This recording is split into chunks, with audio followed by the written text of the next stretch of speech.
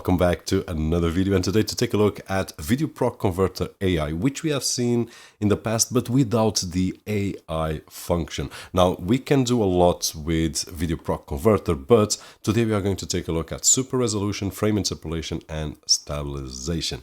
Now if you want to try it out and do it at the same time as you are watching the video, then you can go to VideoProc Converter AI. I will leave the link down below. You can download it for free and try it for yourself, see what results you get, and if you are happy with the software, which I believe that you will, there is the full license, which you can check on the screen. It's not that expensive. If you want to use it for 1 year, there's this option. If you want lifetime for one computer, this is for 3 computers, and so on. So check it out and see for yourself. Right now, let's take a look at an example, and let's start with super resolution. Now, I already have a few images right over here, a few videos, and I will share with you some results that I had in terms of video, which is what I use most, but you can use for image or video. So let's just press super resolution, and if I want to drag an image, I can, but if I want, I can drag one video right over here, and it will analyze and it will show me the original on this side, and it will show me the preview on the other side. So I will be able to tell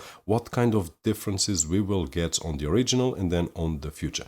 Now we also will have right over here the indication of the resolution original file and the resolution of the destination file. So we are just increasing the scaling 2 times, but if we want, we can increase 3 times, and depending on the quality and the size of the video or image, we can go up to 10K in some images, but this will always depend on the video. For example, if I have a 360 video like this one right over here, I will never be able to achieve 4K perfectly. The software will not allow that because the result will not be good. So at 720, I will be able to go up to 4K. In the interface, we will have the choice to select the GPU if we have one. In this particular case, it's an integrated GPU on this laptop, which is the N1 laptop I've been using, and I'm happy with it. I will leave the link down below if you want to check out the specifications, prices and whatnot. We also have 2 options in terms of reality or anime, and I prefer reality because it will give us the image as it is. Anime will give a little bit different look. There's the option for the denoise level and then the scale. We can also enhance video or image by 1 time instead of scaling it up, just increasing the quality of the image. Right now, let's use the scale and then use high quality engine image only. So this case is only for image, and then lastly de-interlacing, which is only for video, which is what we have right over here. But if I close this and if I import one image, for example, what will happen is that we will be able to achieve a few things in terms of image, but we will not be able to achieve a few things in terms of video. So we just need to have that in mind. For example, I will not be able to de-interlace an image because this is a single frame and we need more than 1 frame to do the de-interlacing. Right below we have the format that we can choose, which is PNG and JPEG, but if it's movie we can record in MP4, for example. We also have the image quality that we can choose right over here, and basically this is it. Now in terms of the results, I have 2 images right over here. This one is a 720 image which is cropped by one of my videos, this one right over here, and the other one is a image upscaled, and as we can see on the screen, both look at the same size, but it's not. This one is only at 50% and the original is at 100%. So this is a 720 image and this is a 2K image. Actually, we will have the image resolution right over here, 2324 by 1302. Now let's take a look at some of the differences that we have right over here. And one of the things that I did enjoy in the AI is that when we stretch an image, we will have an image that is washed up and a bit out of focus, and it will lose detail basically. Right over here we can see that even at this size we have more detail right over here than we have right over here. Actually, when we look at it, it looks like it applied the beautify filter that we see in some softwares, which is really cool.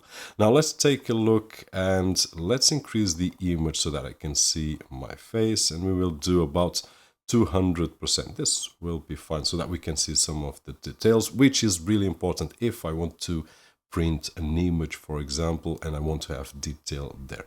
Now, one of the advantages is that the image that I did output using VideoProc Converter AI is at 55%, and I can increase about 100% or so to achieve the same that we have on the image on the top. So now we can see that the difference is a bit bigger, especially when we look at the hair, for example, and we can see some details here as well. So we have a lot more. The hair is the same quantity, but a lot more pixels right over here, which will give us a better quality image than this one, which is starting to look washed up. And right over here, no, the AI does a great job in filling in the gaps that we create when we stretch an image. And this can be seen in two ways. You can look at it, and when comparing, because we have a comparison right over here, you will see that, okay, it's washed up and it's stretched out, but it looks a little bit more real, while this one looks like you applied a filter. And it's true, but the final image we will not be comparing. We will only have one image, which if it's this one or that one, probably I would prefer this one because it looks a little bit, actually a lot better than that one. Although you can say, as I would, it has a beautify filter. So this is the kind of the results that we will have. It will not look washed up. And even on other details, if we look at the hands, for example, and we can zoom in and we can apply, I believe that this is too much, not necessary because it's smaller than what we have right over here. We will start to lose a lot of detail and pixelization that we see on the original image. And right over here, we don't see that much pixelization.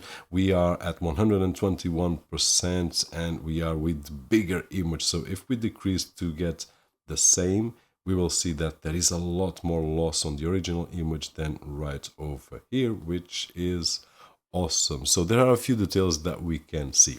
Now, I also tested out in video, and in video I would suggest that in this particular case with this laptop, for example, which doesn't have a dedicated GPU, it will consume resources because it is a heavy task. So I would put the task and just go away to do anything else, and then after a couple of hours I would return to check the job because it will be frustrating. Nonetheless, the results that I've seen were very, very similar to what we just seen right over here in terms of image quality. We will get a high resolution video. The AI will fill in the gaps on the pixels and it will give us a great result. I did test out with several resolutions right over here. Hopefully I can share with you. I did 4K, I did 2K, and the results were really, really awesome. I also recorded my screen while I was comparing them and using Windows Media Player, the classic version, which was giving me 100% of the image quality of the video. And as you could see, what we will get is exactly the double or triple of the resolution while keeping the quality.